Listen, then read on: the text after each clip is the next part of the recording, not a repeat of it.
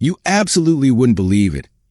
A woman actually fell in love with a car and even gave birth to a child for the car. This isn't just a story about crossing races. It's an outrageous act of crossing species. Her name is Alexia. Ever since she was a child, she lacked love and attention. To get her father to notice her, she would deliberately act up, especially when he was driving. She thought that by being mischievous, she could get the attention she craved. And while it did get her father's attention, it also led to a serious car accident. The crash left Alexia with a severe head injury, and doctors had to insert a piece of titanium metal into her skull. This piece of metal didn't just fix her injury, it changed her in ways no one could have predicted. From that moment on, Alexia started to develop an unusual and inexplicable interest in cars. As she grew older, this interest only intensified, leading her to become a well-known car model. But unlike other car models who simply posed with the cars, Alexia's dance was different. When she danced, it was as if she and the car were one entity. It was like the car was more than just a machine to her. It was a partner, a lover. This unique connection she had with cars made her incredibly popular and gained her a lot of fans. One day, after finishing work, Alexia was heading to her car when she realized she was being followed by a man. This frightened her, so she quickly hurried to her car. But just as she was about to start it, she noticed that the man was actually just an enthusiastic fan. After interacting with him for a bit, things took a dark turn. The man suddenly tried to take advantage of her. Alexia, scared and unsure of what to do, pretended to go along with it. But as soon as the man let his guard down, she seized the opportunity and delivered a fatal blow, ending his life in an instant. Shaken by what had just happened, Alexia went to the bathroom to clean herself up. But while she was washing off the dirt and blood, she heard a strange noise coming from outside. Still half naked, she cautiously stepped out to see what it was, only to find that it was her car, calling out to her, almost begging for her affection. In a moment of bizarre and inexplicable decision-making, Alexia allowed the car to have its way with her. The car, seemingly pleased, bounced up and down as if in happiness. The next morning, when Alexia woke up, she noticed something strange. Her belly was slightly bulging, and to her horror, some motor oil was leaking from her body.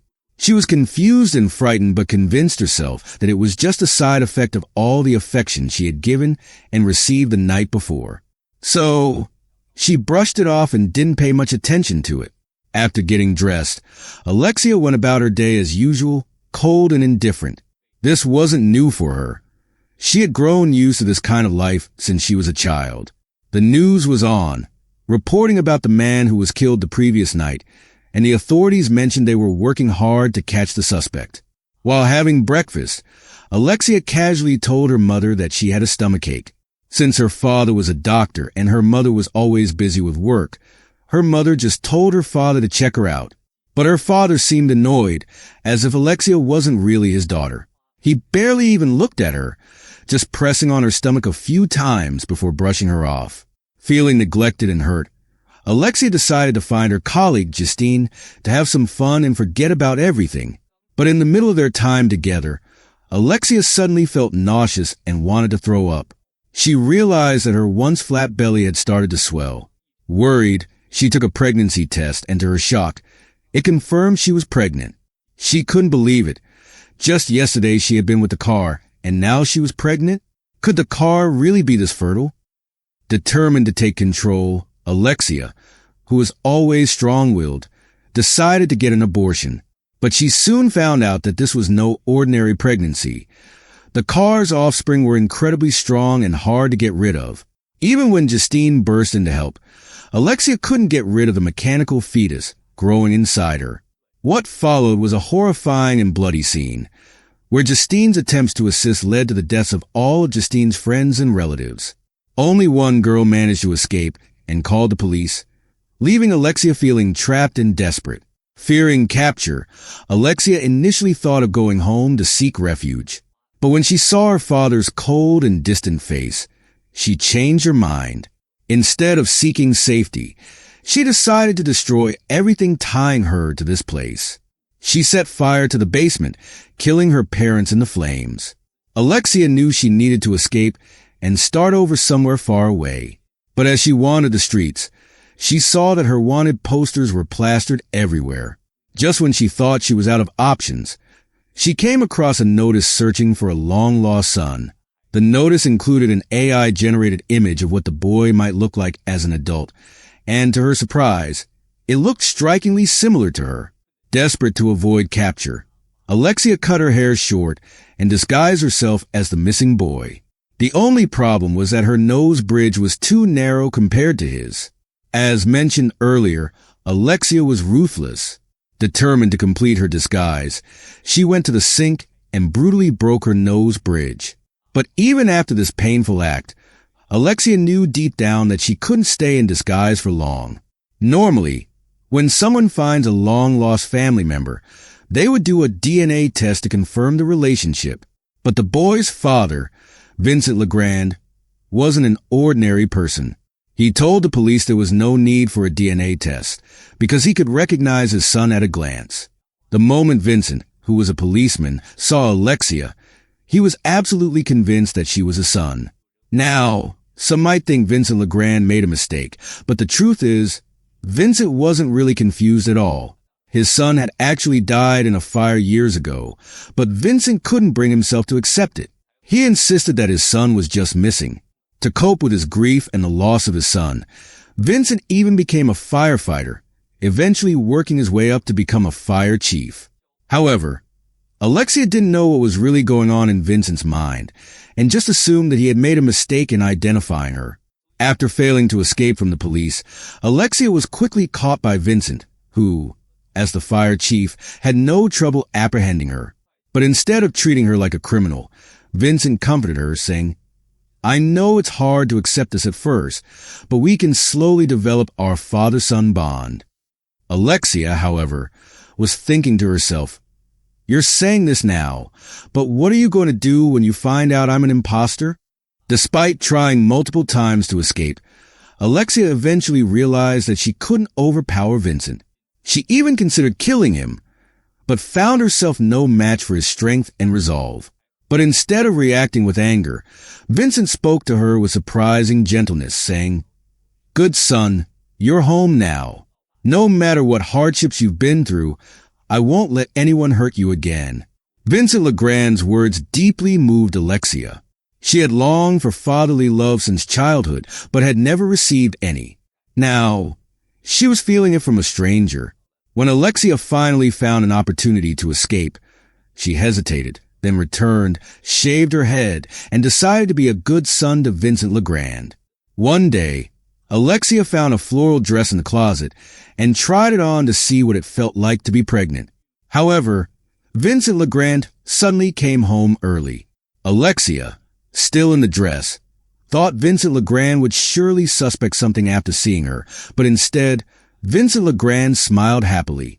It turned out that his son used to love wearing that dress as a child. Alexia's actions were purely coincidental.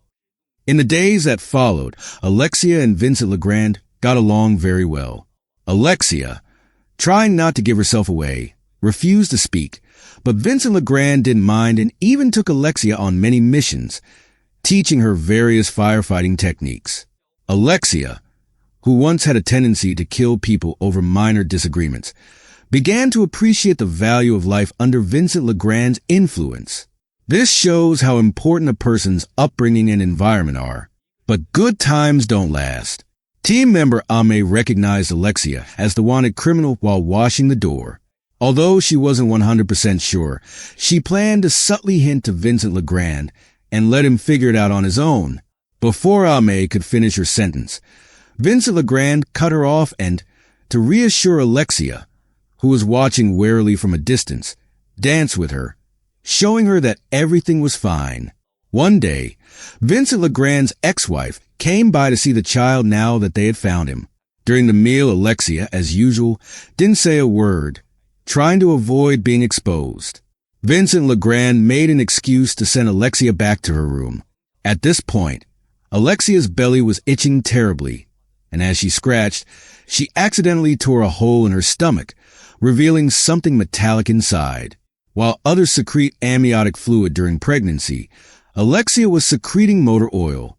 At that moment, Vincent Legrand's ex-wife barged in and caught Alexia red-handed. However, she didn't react with shock. Instead, she sadly told Alexia, "Can you understand the pain of a mother who can't even hold a memorial for her child?" Then she left Vincent Legrand in tears. It turns out that the ex-wife also knew their son was dead, but Vincent Legrand refused to admit it, so she pretended not to know. Even though her son was dead, she couldn't even hold a memorial service for him. So she left Vincent Legrand in sorrow. Vincent Legrand, on the other hand, firmly believed Alexia was his son, and his ex-wife naturally wouldn't expose them. At this point, Alexia finally understood that Vincent Legrand had known all along that she was an imposter, and Vincent Legrand knew that Alexia knew he had known.